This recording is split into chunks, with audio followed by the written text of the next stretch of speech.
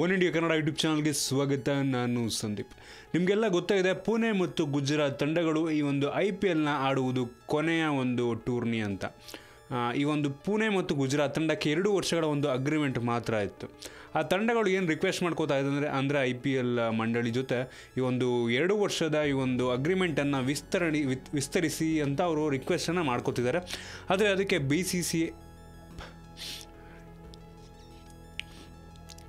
One India Kannada YouTube ಚಾನಲ್ಗೆ ಸ್ವಾಗತ. ನಾನು ಸಂದೀಪ್. ನಿಮಗೆಲ್ಲ ಗೊತ್ತಾಯಿದೆ, IPL 8ನೇ ಆವೃತ್ತಿಯಲ್ಲಿ ಚೆನ್ನೈ ಮತ್ತು ಈ ಒಂದು ರಾಜಸ್ಥಾನ ತಂಡಕ್ಕೆ 2 ವರ್ಷಗಳ ಒಂದು ನಿಷೇಧವನ್ನು ನೀಡಲಾಯಿತು. ಹಾಗೇನಾಯಿತು ಅಂದರೆ ನಮ್ಮ IPLನಲ್ಲಿ ಕೇವಲ 6 ತಂಡಗಳು ಉಳ್ಕೊಂತು.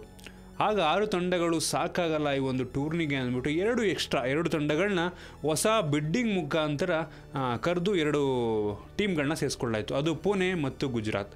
ಆ ತಂಡಗಳಿಗೆ ಏನು ಹೇಳಲಾಗಿತ್ತು ಅಂದರೆ, ನಿಮಗೆ ಕೇವಲ 2 ವರ್ಷಗಳು ಮಾತ್ರ ನಿಮಗೆ ಈ ಒಂದು ಅವಕಾಶ ಇರುತ್ತೆ ಈ ಒಂದು ಟೂರ್ನಿಯಲ್ಲಿ ಆಡೋದಕ್ಕೆ. ನಂತರ ನಿಮ್ಗೆ ಯಾವುದೇ ರೀತಿಯಾದಂಥ ಒಂದು ಅವಕಾಶ ಇರಲ್ಲ ಅಂತ.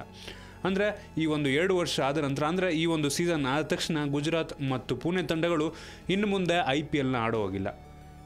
ಅವ್ರೇನು ರಿಕ್ವೆಸ್ಟ್ ಮಾಡಿಕೊಟ್ಟಿದ್ದಾರೆ ಅಂದರೆ, ಪುಣೆ ಮತ್ತು ಗುಜರಾತ್ ತಂಡಗಳು ಇನ್ನೂ ಒಂದು 5-6 ವರ್ಷ ನಮಗೂ ವಿಸ್ತರಣೆಯನ್ನು ಮಾಡಿಕೊಡಿ ಒಂದು IPL ಟೂರ್ನಿಯನ್ನು ಆಡೋದಕ್ಕೆ ಅಂತ ಪುಣೆ ಮತ್ತು ಗುಜರಾತ್ ತಂಡಗಳು IPL ಮಂಡಳಿಗೆ ರಿಕ್ವೆಸ್ಟನ್ನು ಮಾಡ್ಕೋತಾ ಇದೆ. ಆದರೆ ಈ ಒಂದು IPLನ ಚೇರ್ಮನ್ ಆಗಿರುವಂಥ ರಾಜೇಶ್ ಶುಕ್ಲಾ ಅವರು ಯಾವುದೇ ಕಾರಣಕ್ಕೂ ಈ ಒಂದು ವಿಸ್ತರಣೆಯನ್ನು ಮಾಡಲು ಸಾಧ್ಯ ಇಲ್ಲ.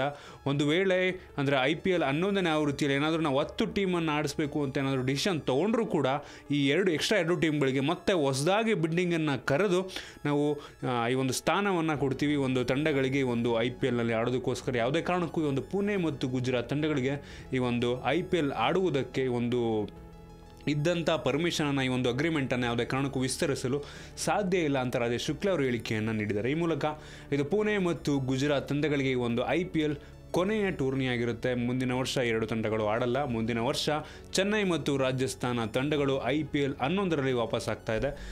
ಅದಕ್ಕೆ ಮತ್ತೆ ನನ್ನ ಪ್ರಕಾರ ಮೊದಲಿಂದ ಬೆಡ್ಡಿಂಗ್ ಆಗುತ್ತೆ ಅಂತ ಅನ್ಕೋತೀನಿ. ಅಂದರೆ ಆಟಗಾರರಿಗೆ ಮೊದಲಿಂದ ಬೆಡ್ಡಿಂಗ್ ಆಗ್ಬೋದು, ಅಥವಾ ಹಳೆ ಆಟಗಾರರನ್ನೇ ಮತ್ತೆ ವಾಪಸ್ ಕರೆಸ್ಕೊಳ್ಳೋದಕ್ಕೆ ನನ್ನ ಪ್ರಕಾರ ಸಾಧ್ಯ ಇಲ್ಲ.